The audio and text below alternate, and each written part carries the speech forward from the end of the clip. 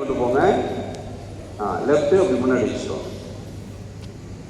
துவிபாத அஸ்வ சஞ்சலன ஆசனம். 2 காலையும் பின்னாடி கொண்டு போங்க. இங்கே பாருங்கள், ஸ்டேஜில் பார்த்துங்க, பார்த்தே பண்ணுங்க.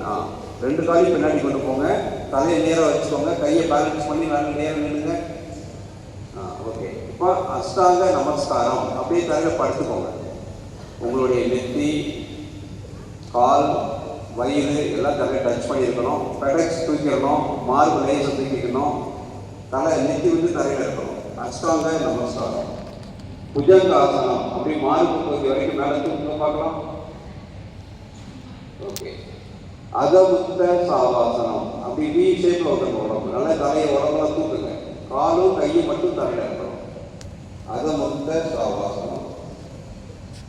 அஸ்வ சஞ்சலன ஆசனம். எந்த காலம் பின்னாடி கொண்டு போனீங்களோ அந்த காலம் முன்னாடி கொண்டு வாங்க. ரைட் லெக் முன்னாடி கொண்டு வாங்க. பாதஹஸ்த ஆசனம். 2 காலையும் கொண்டு வாங்க. ஹஸ்த உத்தானாசனம். 2 கையை தூக்கி மேலே நின்று வேண்டாங்க. பிரணாமாசனம். 2 கையும் முன்னாடி கொண்டாந்து சாமி கும்பிட மாதிரி வச்சுக்கலாம். ஈஸியாக இருக்குதா?